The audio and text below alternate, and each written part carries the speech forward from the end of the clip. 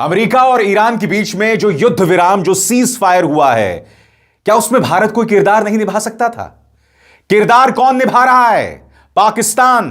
बातचीत कहां हो रही है? इस्लामाबाद में। वो पाकिस्तान जो डी फैक्टो एक टेरर स्टेट है, वो पाकिस्तान जहां पर 9/11 के साजिशकर्ता मिले थे, वो पाकिस्तान जहां के अबोटाबाद में ओसामा बिन लादेन था, वो पाकिस्तान जो भारत के खिलाफ आतंकवाद को बढ़ावा देता है, और अब वो पाकिस्तान ईरान और अमेरिका के बीच में मध्यस्थता यानी मीडिएशन कर रहा है। कहां है भारत? सबसे बड़ी बात, क्या विश्व गुरु बनने का एक बहुत ही स्वर्णिम मौका भारत ने गंवा दिया? और इसका जिम्मेदार कौन है? क्योंकि जब भारतीय जनता पार्टी का सारा फोकस एक शख्स यानी प्रधानमंत्री नरेंद्र मोदी पर रहेगा, उन्हें महान बनाना, विदेशों में जाकर उनकी चुनावी सभाएं कराने पर ही रहेगा, और जब भारत की फॉरेन पॉलिसी पर आपका फोकस नहीं रहेगा ना, तो यही होने वाला है। और मैं ऐसा क्यों कह रहा हूं? क्योंकि आप मुझे बताइए, दुनिया का एक भी देश बताइए जिसके अमेरिका के साथ, इस्राइल के साथ और ईरान, क्योंकि ये 3 पार्टीज थी, इसके अलावा खाड़ी देश, कौन सा देश है बताइए पूरी दुनिया में जिसके संबंध सबके साथ अच्छे हैं? जवाब है भारत। कायदे से भारत को सेंट्रल रोल में होना चाहिए था, मगर जब आपकी फॉरेन पॉलिसी में दूरगामी सोच ना हो, फार साइटेडनेस ना हो, एक बड़ी व्यापक लिबरल सोच ना हो, तो यही होता है। याद कीजिएगा, विदेश मंत्री एस जयशंकर ने क्या कहा था एक इंटरव्यू में, कि दुनिया कोई भी बड़ा फैसला करती है तो भारत से बगैर सलाह मशवरा किए ये फैसले नहीं लिए जाते हैं। तो बताइए मिस्टर लेजर आइज, माननीय एस जयशंकर, ये जो अमेरिका और ईरान में युद्ध विराम का ऐलान हुआ है, भारत कहां है? जबकि जैसे मैंने बताया, भारत के रिश्ते सबके साथ अच्छे थे, इस्राइल के साथ भी, ईरान के साथ भी और अमेरिका के साथ भी। कहां है भारत?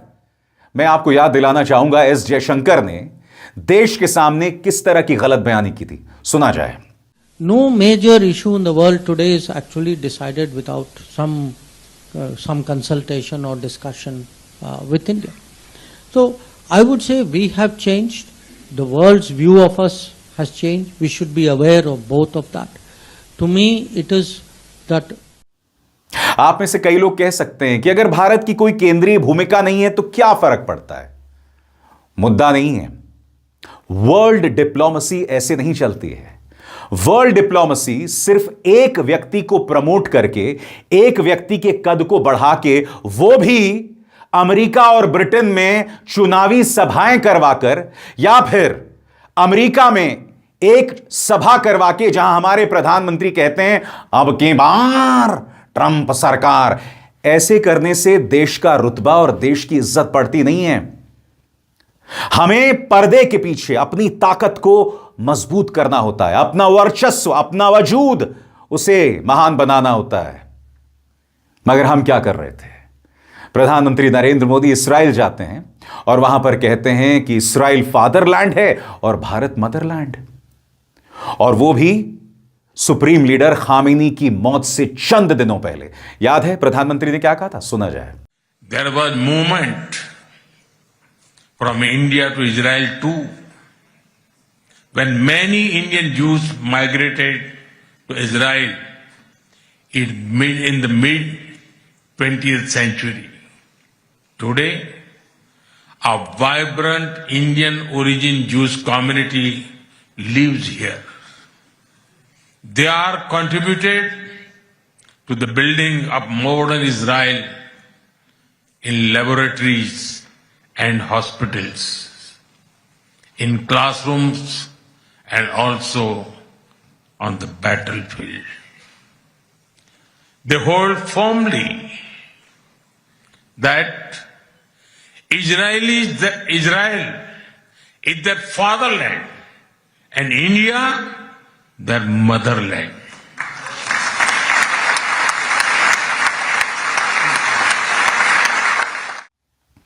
और उससे भी ज्यादा शॉकिंग, जब सुप्रीम लीडर खामेनी की मौत होती है तो प्रधानमंत्री खामोश रहते हैं। जब ईरान के अंदर करीब 150 बच्चे अमेरिका और इस्राइल बमबारी में मार देते हैं, प्रधानमंत्री खामोश रहते हैं। जब अमेरिका एक टॉर्पीडो के जरिए भारतीय महासागर में एक निहत्ते ईरानी नौसेना जहाज को मार गिराता है, जिसमें करीब 100 ईरानी नौसैनिक मारे जाते हैं, उस पर भी प्रधानमंत्री खामोश रहते हैं। तो जाहिर सी बात है, ईरान हम पर विश्वास क्यों करेगा? क्योंकि कहीं ना कहीं ईरान ने खुद को ठगा हुआ महसूस किया। ईरान ये उम्मीद कर रहा था कि भारत इससे बेहतर किरदार निभाएगा, मगर जब प्रधानमंत्री इस्राइल जाकर यह कहेंगे कि इस्राइल फादरलैंड है और भारत मदरलैंड है, तो जाहिर सी बात है कहां पर बात बनेगी।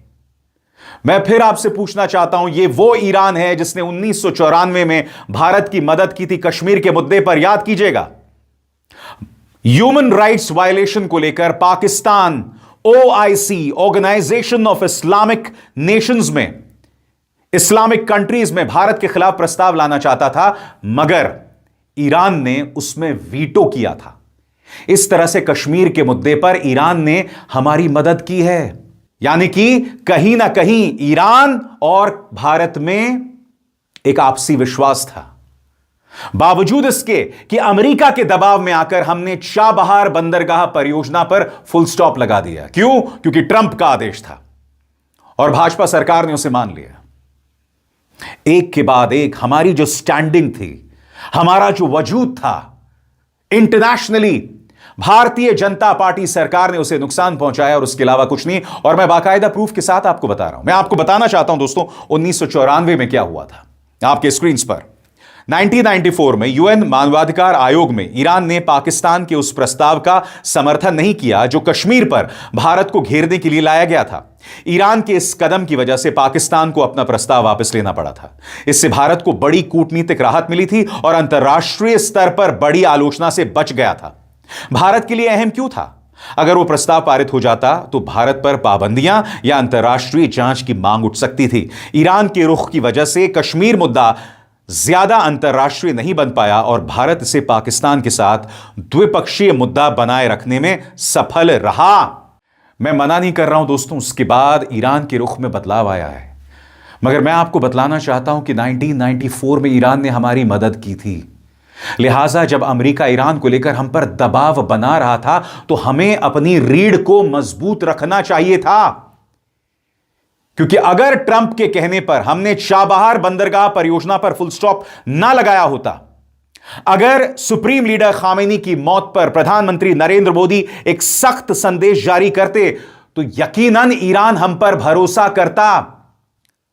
और मैं आपसे पूछना चाहता हूं भाई, पाकिस्तान हमारे मुकाबले में क्या है? भारत एक फलता फूलता डेमोक्रेसी है, एक फलता फूलता लोकतंत्र है। भारत का लोकतंत्र, हमारी डेमोक्रेसी पाकिस्तान के मुकाबले कहीं ज्यादा मजबूत है। पाकिस्तान के अंदर आतंकवादियों को शय मिलती है, भारत में ऐसा कुछ नहीं होता है।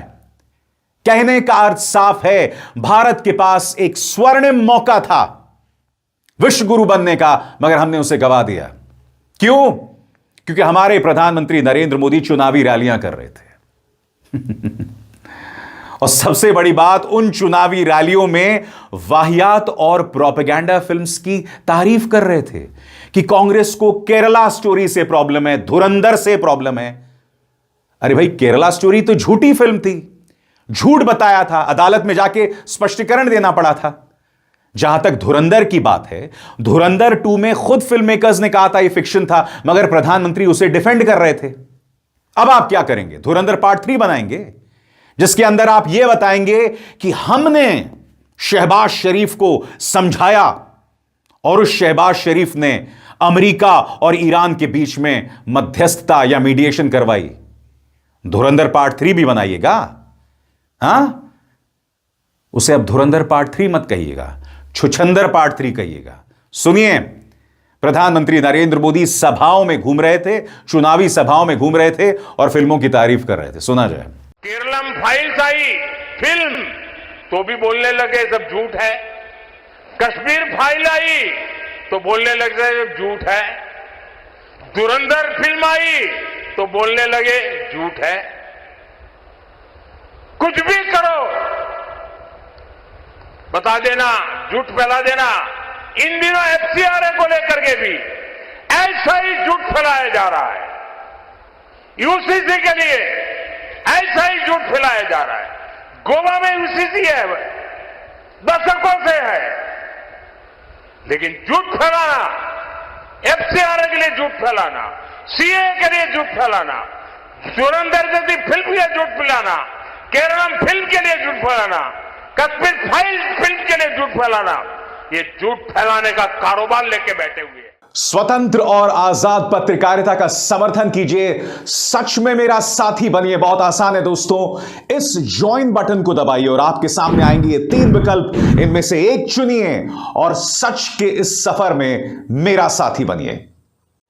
अब जाहिर सी बात है दोस्तों, जब एक सरकार का पूरा फोकस चुनावों में हो, एक सरकार का पूरा फोकस अपने विपक्ष पर निशाना साधना हो, एक सरकार का पूरा फोकस एक व्यक्ति के स्तर को उसकी ब्रांड बिल्डिंग को लेकर हो, तो यही होगा। मैं फिर आपसे पूछना चाहता हूं, देश के विदेश मंत्री एस जयशंकर ने ऐसा क्यों कहा कि दुनिया में जो भी बड़े फैसले लिए जाते हैं भारत से सलाह मशवरा करके लिया जाता है, तो यहां पर भारत से किसी ने बात क्यों नहीं की? और मैंने आपको बताया था, भारत की स्थिति इस वक्त सबसे बेहतर थी। जैसे मैंने बताया, इस्राइल, ईरान, अमेरिका सबसे हमारे बेहतरीन संबंध थे। यानी कि अगर ये बातचीत भारत में होती तो शायद उस मंच पर इस्राइल, ईरान और अमेरिका तीनों होते, मगर इस बार पाकिस्तान में जो बातचीत हो रही है वहां सिर्फ अमेरिका और ईरान होंगे। आपको अंदाजा नहीं है भारत की क्या ताकत है इस मामले में। और सबसे बड़ी बात, हम भूल गए कि भारत दुनिया को क्या देता है। भारत के पास महात्मा गांधी जैसा ब्रांड है, वो महात्मा गांधी जिनके नाम पर ईरान में अस्पताल है। भारत दुनिया को सत्याग्रह और अहिंसा का पाठ हमने दुनिया को पढ़ाया है। भारत के पास इतनी मजबूत ताकत थी। इसलिए मैं कह रहा हूं, भारत की जो स्थिति है इस पूरे संकट में, वो सबसे शानदार, सबसे मजबूत थी, मगर हमने उसका इस्तेमाल ही नहीं किया। क्यों? क्योंकि हमारा विदेश मंत्रालय हमेशा खामोश रहा। जी हां, ईरानी विदेश मंत्रालय में जब ईरान पर लगातार हमले हो रहे थे, बच्चे मारे जा रहे थे, उनके सुप्रीम लीडर मारे गए, तो पहला शख्स कौन था भारत की तरफ से जाने वाला? विक्रम मिस्री, जो हमारे विदेश सचिव थे। हमारे विदेश मंत्री पहले नहीं गए। क्यों नहीं गए बताइए? वो ईरान जिसने 1994 में भारत का साथ दिया, न सिर्फ यूएन में बल्कि ओआईसी में भी। सीधी सी बात, क्या भारत को आगे बढ़कर थोड़ी हिम्मत, थोड़ी साहस, थोड़ा करेज दिखाकर इस मुद्दे पर अपनी बात नहीं रखनी चाहिए थी? अब आपके जहन में सवाल होगा, जब से जंग शुरू हुई भारत को क्या करना चाहिए था? तो चलिए बहुत ही सरल अंदाज में आपको बताना चाहता हूं कि भारत ने गलती क्या की और भारत को क्या करना चाहिए था। नंबर 1, जब सुप्रीम लीडर मारे गए, जब वहां बच्चों को मारा जा रहा था, तो भारत को सख्त बयान जारी करना चाहिए था। नंबर 2, अमेरिका और इस्राइल चूंकि हमारे दोस्त हैं, हमें उनसे लगातार अपील करनी चाहिए थी कि हिंसा समाधान नहीं है, क्योंकि इस पूरे मामले में हिंसा अमेरिका और इस्राइल कर रहे थे, ईरान सिर्फ जवाब दे रहा था। ईरान तो बातचीत कर रहा था ओमान और जेनीवा में, और उस बातचीत में आपने युद्ध छेड़ दिया। और यह दूसरी बार हुआ था। पिछले साल 12 दिन की जंग इस्राइल ने छेड़ दी थी ईरान के ऊपर, इस बार भी वही हुआ। इस बार यह जंग 35 दिनों से ज्यादा चली। तो भारत को लगातार बगैर लाग लपेट के इस्राइल और अमेरिका से अपील करनी चाहिए थी। प्रधानमंत्री नरेंद्र मोदी मसूद पेजेश्कियां से, ईरान के राष्ट्रपति मसूद पेजेश्कियां से बहुत बाद में बात करते हैं। जब सुप्रीम लीडर खामेनी की मौत होती है और जब ईरान में कई बच्चों की मौत हो जाती है, तो प्रधानमंत्री कहां फोन करते हैं? नेतन्याहू को फोन करते हैं, यूएई को फोन करते हैं, यूनाइटेड अरब एमिरेट्स को फोन करते हैं, मगर ईरान फोन नहीं करते हैं। ईरान बहुत बाद में फोन करते हैं। अगर हमने किया होता तो ईरान का हमारे प्रति कहीं ज्यादा विश्वास होता। और मैं आपको बता दूं, पाकिस्तान के मुकाबले ईरान का विश्वास भारत पर कहीं ज्यादा है। मगर अफसोस, भारतीय जनता पार्टी उस चीज को धीरे धीरे खत्म कर रही है। मगर जैसे मैंने बताया ना, भारत के ईरान के साथ ऐतिहासिक तौर पर इतने खूबसूरत संबंध रहे हैं। यही वजह है कि ईरान ने हॉर्मूज स्ट्रेट से भारतीय जहाजों को जाने की अनुमति दी। भारत से एक नया पैसा नहीं लिया। क्यों? क्योंकि भारत का एक रिश्ता रहा है ऐतिहासिक तौर पर। इस रिश्ते के प्रति योगदान दिया था पंडित नेहरू ने, लाल बहादुर शास्त्री ने, इंदिरा गांधी ने, राजीव गांधी ने और स्वर्गीय अटल बिहारी वाजपेयी ने। इन तमाम स्वर्गीय प्रधानमंत्रियों ने इस रिश्ते में एक अहम किरदार निभाया। आज फॉरेन पॉलिसी के नाम पर इस पॉलिटिकल पार्टी का यानी भाजपा का सिर्फ एक फोकस होता है प्रधानमंत्री का महिमा मंडन, उनके रुतबे को, उनके वजूद को बड़ा करना।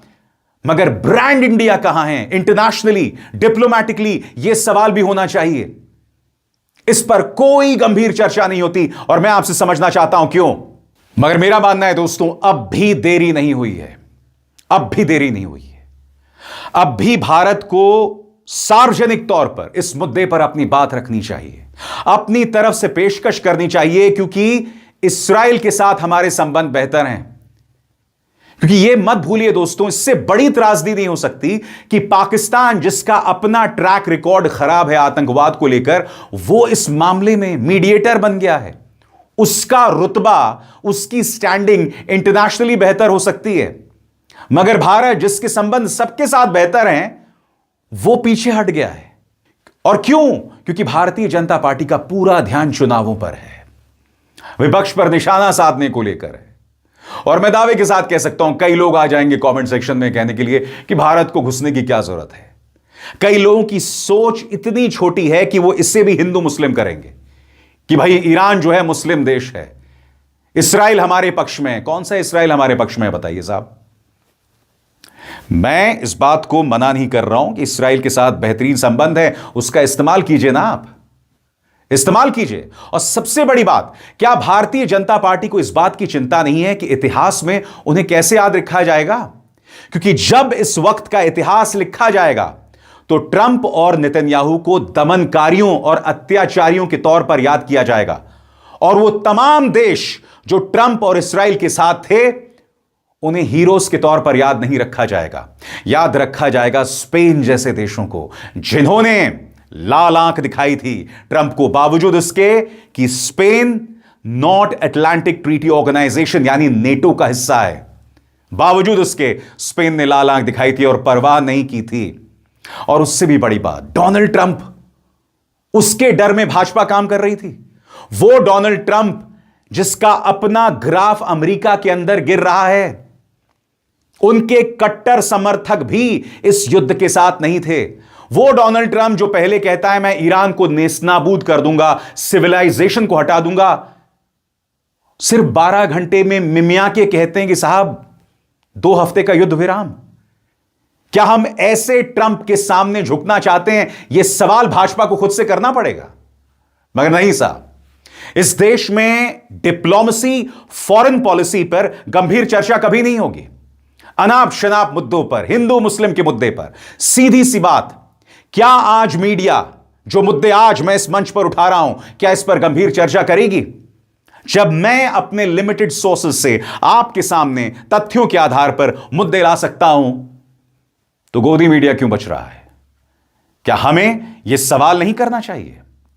मैं जानता हूं यह भारत के लिए कोई बहुत बड़ा झटका नहीं है, मगर इंटरनेशनली आपको अंदाजा है भारत का रुतबा कितना बढ़ जाता, प्रधानमंत्री नरेंद्र मोदी की कितनी वाहवाही होती। सही मायने में अगर इंडिया वाकई पीस मीडिएशन के जरिए, मध्यस्थता के जरिए शांति कायम कर लेता, तो क्या पता प्रधानमंत्री को नोबेल पीस प्राइज मिल जाता।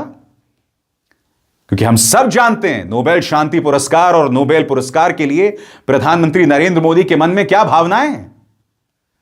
लिहाजा जो मैं बात कह रहा हूं, ध्यान से समझिए मैं क्या कह रहा हूं। मगर मैं दावे के साथ कह सकता हूं, अंधभक्तों को मेरी बात समझ नहीं आने वाली है, क्योंकि उनके हिसाब से प्रधानमंत्री विश्व गुरु हैं। मगर इस शख्स यानी एस जयशंकर के विदेश मंत्री रहते हुए भारत को कितना नुकसान हुआ है, हम सब देख रहे हैं। अभिसार शर्मा को दीजिए इजाजत। नमस्कार।